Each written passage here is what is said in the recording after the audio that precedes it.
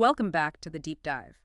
Today, we are undertaking a fundamental plunge into the world of physical chemistry. We're talking about chemical energy and enthalpy changes. Exactly. It's really the bedrock for understanding why some reactions just go and release tons of energy, while others need a constant push to even happen. It's an area that moves from pure theory to extreme real-world relevance almost immediately. How so? Well, the sources we're looking at today are geared toward the Cambridge International Syllabus, but they also bring up the global picture. The energy we get from burning fossil fuels, that's a chemical reaction, A very efficient one. a very efficient exothermic reaction. But it also produces carbon dioxide. And if you look at the data, the concentration of CO2 it's jumped from about 280 parts per million to over 400 now. In just the industrial age. Exactly. And that single chemical fact has enhanced the greenhouse effect, leading to a measurable rise in global temperature and, sea levels. So the stakes for understanding this are pretty high. They're the future of places like the Maldives. Right. So yes. Hi. Okay. So our mission today is to really equip you with a crystal clear understanding of the core concepts. We're talking delta H, standard conditions, how we measure this stuff, Calorimetry. and how we calculate it when we can't measure it. Hess's law. And then right down at the molecular level, bond energies. Let's start right at the beginning then. What is the fundamental difference between a reaction that releases energy and one that absorbs it? It really is the heart of it all. Yeah. We classify reactions based on whether they transfer heat energy to their surroundings or take it from them. Okay, so the ones that transfer heat to the surroundings. We call those exothermic. Exothermic. So the beaker gets hot. The beaker gets hot because the chemical system is losing energy, and you, holding the beaker, are part of the surroundings gaining it. Combustion is the classic example. Or respiration in our cells, right? That too. Or dropping magnesium in acid, that satisfying fizz and heat. And the opposite? The ones that get cold. Those are endothermic. They absorb heat energy from the surroundings, so the beaker feels cold. Like those instant cooling packs for sports injuries. Perfect example. They work by dissolving certain salts, like ammonium nitrate, which just pulls heat from the environment. Photosynthesis is another huge one. And the specific quantity we use to measure all this heat exchange at constant pressure is the enthalpy change. Or delta HH. Now, this is where the sign convention becomes absolutely vital, isn't it? It's the #1 place people trip up. If a reaction is exothermic, it means the reactants have lost energy. So the system's energy goes down. Exactly. So by convention, AKH is negative. And for endothermic, the system gains energy, so H must be Positive. The units are usually kilojoules per mole, or kJ mole to the -1. We can visualize this with those enthalpy profile diagrams. Right. You've got enthalpy on the axis and the reaction pathway just moving along the x-axis. So for an exothermic reaction, you start with reactants up high and the products finish. Down low. The ATH is that drop in energy, a negative value. And for endothermic, it's the other way around. Reactants are low, products are high, ATH is positive. But on both diagrams, there's that initial hump you have to get over. The activation energy, E subscript A. Right. It's the minimum energy colliding particles need to actually react. And since you always have to put some energy in to get things started to break those initial bonds. The activation energy is always a positive value. Always. Okay, so we have our basic definitions.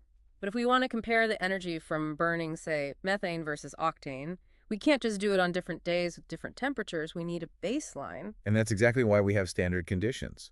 It's symbolized by that little circle with a line through it, the Plimsoll symbol, as a superscript. The theta symbol, yeah. Right. It just ensures a level playing field for all published data. The conditions are fixed. 101 kilopascals of pressure. And a temperature of 298 Kelvin. Which is 25 degrees Celsius. There's a third one, though, isn't there? The standard state. Yes, and it's a subtle but crucial point.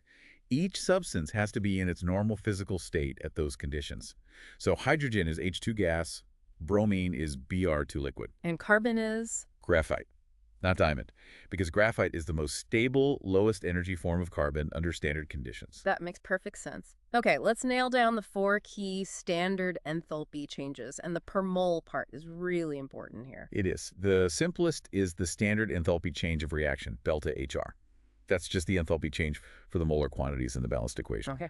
Next up, formation, delta HF. This one is critical. It's the enthalpy change when 1 mole of a compound is formed from its elements in their standard states. And the key rule here, is that the enthalpy of formation of any element in its standard state, like oxygen gas or solid iron, is defined as 0.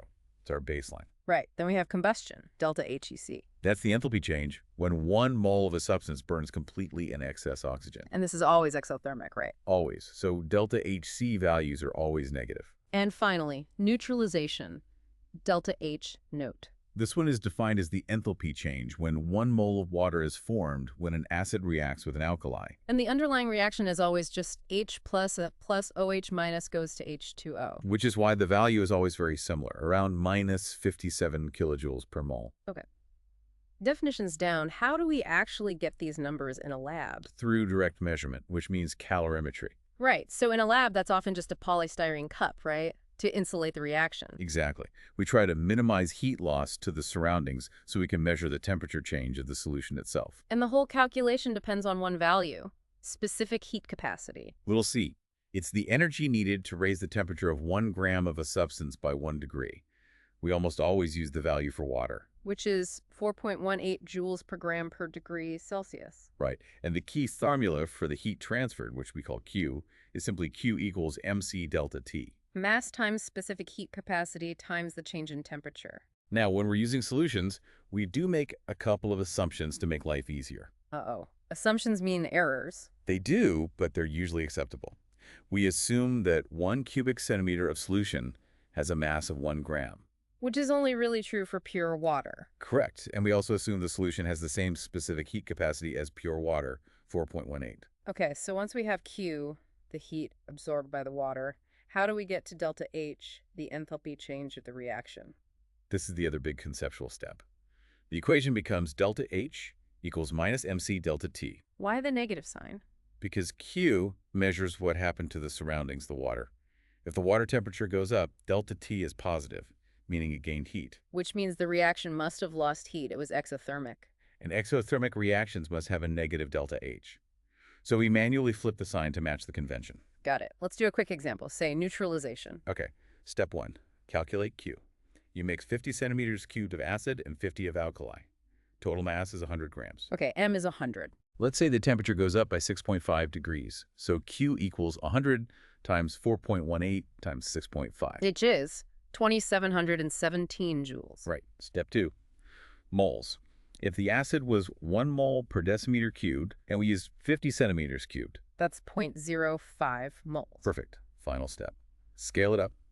We divide the energy, 2,717 joules, by the moles, 0.05. That gives 54,340 joules per mole. And because the temperature went up, it's exothermic, so we apply the negative sign and convert to kilojoules. Final answer? Minus 54 kilojoules per mole. Yes, okay, so we can measure some reactions directly, but what about the ones we can't? The ones that are too slow or just impossible to do in a beaker? For that, we need a theoretical tool. We need Hess's law. Which is really just a restatement of the law of conservation of energy, isn't it? It is, beautifully so. It says that the total enthalpy change for a reaction is independent of the route taken. As long as you start and finish in the same place. Precisely. We use diagrams called enthalpy cycles to visualize this. Yeah. It lets us calculate an unknown direct route by adding up the steps of a known indirect route. And there are two main ways to set up these cycles, depending on what data you're given. Right. The first is when you're given a list of standard enthalpies of formation, delta HF. For this cycle, you conceptually place the elements at the bottom, and the arrows point up from the elements to form the reactants and the products. And the formula that falls out of that diagram is delta H of reaction equals the sum of the formation enthalpies of the products minus the sum of the formation enthalpies of the reactants. We subtract the reactants because to follow the indirect route, we have to go against the arrow for their formation. Exactly. We're breaking them down into their elements, which is the reverse process. Okay. And the second type of cycle uses enthalpies of combustion, delta HC. Yes, this is often used to find an unknown formation enthalpy. Here, the combustion products CO2 and water go at the bottom. And since everything burns down to those products, the arrows all point downwards. Right, and this gives a slightly different formula. Delta H of reaction equals the sum of the combustion enthalpies of the reactants, minus the sum for the products. So the reactants and products are flipped compared to the formation cycle formula. They are. And the most important thing for any Hess's law calculation is to watch the stoichiometry. The numbers in front of the molecules in the equation. Yes. If you form 2 moles of water, you have to multiply the delta H value for water by 2. every single time. It's a non-negotiable part of the process. Absolutely. All right, let's pivot to the microscopic level. Underpinning all of this, whether we measure it or calculate it, is what's happening with the chemical bonds. This is the fundamental why. To pull any two atoms apart in a chemical bond, you have to put energy in. So bond breaking is always endothermic. Always a positive energy value. Yeah. And the reverse is true. When a new, stable bond forms, energy is released. So bond making is always exothermic. Always a negative energy output. So the overall delta H is just the final balance. If you get more energy back from making new bonds than you spent breaking the old ones, The reaction is exothermic. and if it costs more to break the bonds than you get back, it's endothermic. Exactly. Now, if you look at tables of bond data, you'll see two types. Okay. Sometimes you get an exact bond energy for breaking a specific bond in a specific molecule. Yeah. But much, much more common is the average bond energy. Why an average? Because the local environment of a bond changes its strength slightly. The energy to break an OH bond in a water molecule is a tiny bit different from breaking an OH bond in an ethanol molecule. So we use an average taken from lots of different molecules to get a good enough estimate. A good enough estimate for quick calculations, yes. So to do the calculation, you just add up all the bonds you're breaking, And treat them as a positive energy input, and then you add up all the new bonds you're forming. and treat them as a negative energy output. Or you can add them all as positive values. And just remember, it's bonds broken minus bonds formed. Let's take the Haber process. N2 plus 3H2 gives 2NH3. Okay. So on the left, we have to break one nitrogen triple bond and three hydrogen single bonds. That's our energy cost. And on the right, in 2 ammonia molecules, we form a total of 6 nitrogen-hydrogen bonds. That's our energy payout. You sum the energy in, sum the energy out, find the difference, and that's your calculated delta H. That has been an incredibly thorough deep dive. Let's do a quick recap of the absolute key takeaways. Okay, first, the sign convention. Negative delta H is exothermic, positive is endothermic. Second, the calorimetry equations. Q equals mc delta T measures the heat gained by the surrounding. And delta H equals minus mc delta T converts that to the enthalpy change for the reaction. Third, Hess's law is all about route independence. You can calculate an unknown change using cycles built from formation or combustion data. And finally, at the core of it all, bond breaking requires energy. Bond making releases energy. Yeah. The overall delta H is just the net result of that exchange. Fantastic. That really covers all the essentials for mastering enthalpy changes. And to finish, here's a final provocative thought for you to consider. We said that when we do an experiment, say calorimetry, our measured value is always a bit off, usually less exothermic because some heat is always lost to the air or the cup. Right, there's experimental error. Exactly. Now, when we do theoretical calculations with bond energies, we often rely on average bond energies, not exact ones, for that specific molecule. We know this also introduces a level of error. So the question is, how do these two sources of error compare? Which is a bigger deal? And what does it tell us about the trade-off we constantly make in science between a quick, convenient calculation and true, precise accuracy?